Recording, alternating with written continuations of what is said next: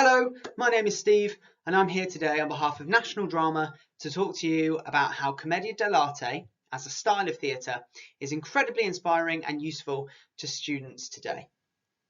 I believe that the power of Commedia dell'arte is designed to cheer and unite people together. Originally, Commedia dell'arte was used to bring synthesis to different communities after years of difficulty. And those difficulties can be a whole range of things. It could be famine, disease, let's say it's to do with drought or something that's completely out of other people's control. Now, the reason why Commedia dell'arte is so good at that is because by using comedy, they are allowing people to come together. They are trying to bridge the gap between people that have differences, and they are trying to allow people to share. They're trying to share in stories, in characters, and shared experiences. Now, it's got its own stamp in history. It's a 16th century form of Italian theatre where, as I've said before, comedy is a large part of it. And if I briefly explain what it's all about, I'm going to then give you a few examples and talk you through how I've used this over the past few months. Now, Commedia dell'arte has a very prescribed list of characters. You've got the hierarchy including masters and servants. Generally speaking, those two categories give us the scope, if you like, for all of the characters that we will see in any typical Commedia dell'arte performance. I'm starting to see some similarities between today and the original time when this was conceived and when it became popular, because we've got various scenarios right now in the world which have kept us apart or presented us with opportunities of difficulty. So if we look at the master characters, we've got at the very top Magnifico, and followed by Pantalone and Il Dottore. They're the main three master characters in this form of theatre. If we then flip that on its head, the juxtaposition is three servant characters. At the very bottom, we've got Zani, and we've also got Brighella and Arlecchino. Those three obviously fill the parallel to the masters.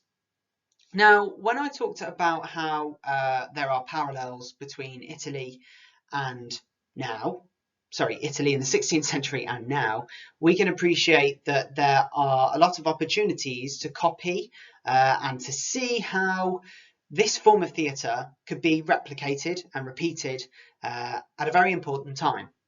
So back originally when we entered a lockdown, I saw the opportunities to push this art form further to my educational audience. And obviously this was through a digital platform.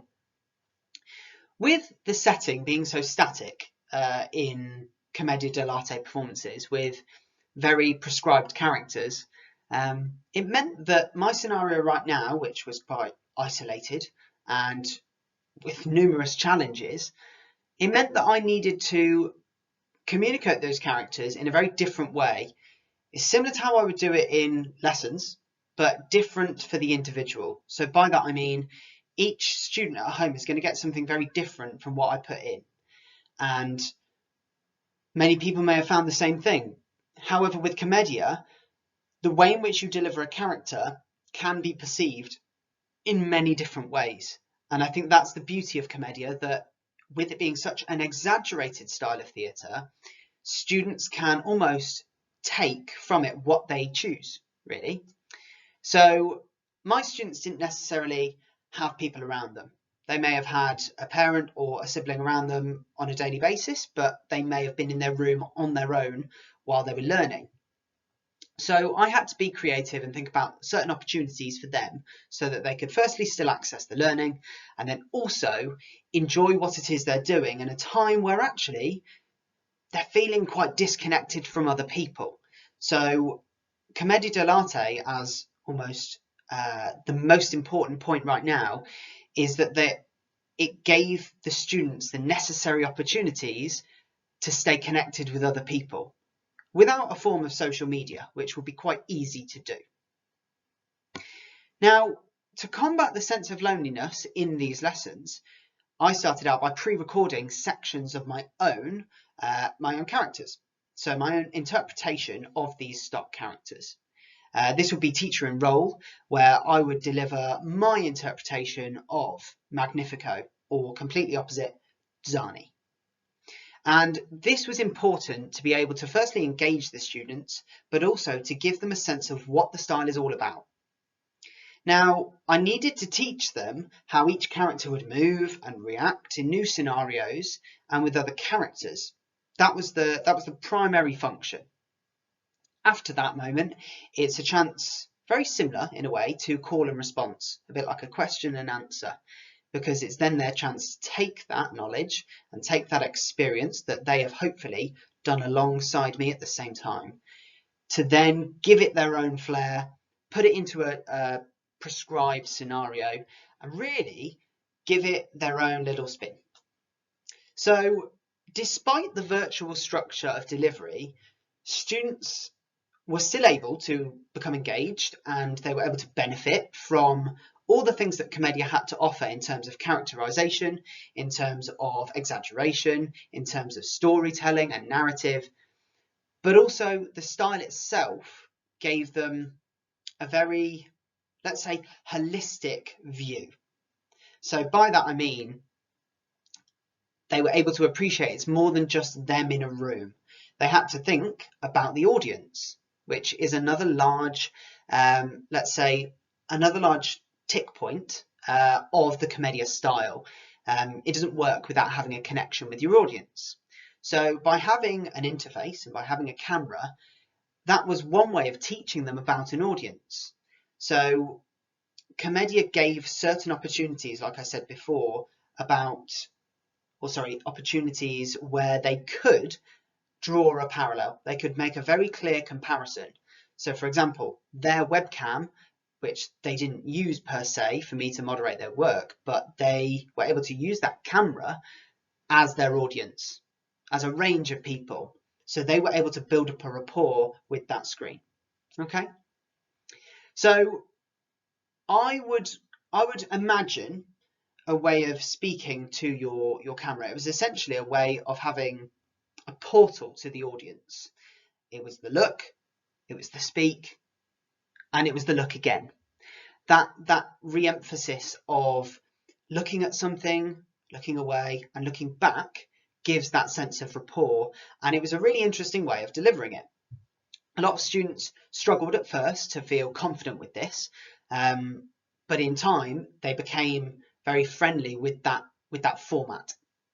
And one of the most beneficial aspects to this style, to the delivery of this unit, is that if a student is alone, let's say in their space while they're taking part in these activities, they're focusing in on that connection with the audience at that time, which I've already said is the camera or the lens. Their usual worries of being self-conscious, or let's say the fear of judgment, aren't necessarily given any thought, because let's say the layout and the format of the delivery of this style was very different to how I would approach it in a classroom, because there is the time for delivery of content, there's the time to think, and there's also the time to act. And it was a very clear pattern, almost like, let's say, a stream in a river. It's going to continue flowing, and it was one way of going to the next thing. So if you don't have a paddle or a boat, or you can't swim, you can't fight that flow of the river. And that's almost the way in which this content continued for them. Fighting the current was very similar to the fear of judgment, and there wasn't the opportunity to become distracted by that. So the beauty of engaging with this style in this particular way, digitally or virtually, if there are more than one, let's say more than one participant, is that they can vibe off of one another. I think although they may be on their own, that's not everyone. They weren't all in the same boat. There was one or two strong moments in my mind where I had a conversation with a student where they weren't on their own, they were being distracted by others. And we could look at how this style would interpret that. I, as a teacher, may interpret that as becoming a bit of a problem, as a bit of a nuisance, something that's going to prohibit the student from making rapid and sustained progress.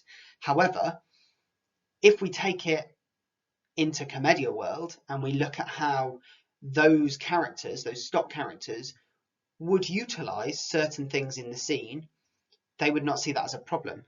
They would try to make it as inclusive and as engaging for everyone that was a potential audience member. So look at how they vibe off of one another. Get them both doing it. Are they going to get a more authentic sense of energy from two performers than they are to one? Yes, most likely. What's the response going to be like? Is it going to be more engaging? Yes, it is. More than one actor always makes it more engaging, so do it together. And there was very much a sense of collaboration and community in students that said that they were taking part in these activities with their parents in the background.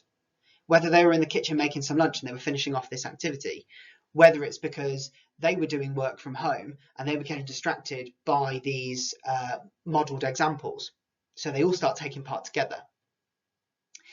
Now, the characters presented in the Commedia style can be seen in most settings in the entire world to some degree. And for me, that's what's most interesting for students, because those that are exploring this work this way will have an age-old style of theatre that they can use to interpret the situations they find themselves in throughout their entire life to come.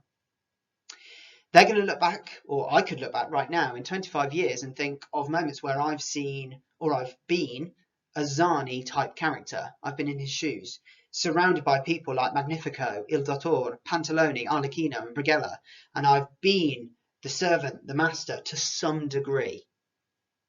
They evolve into new places, the same characters, but new settings.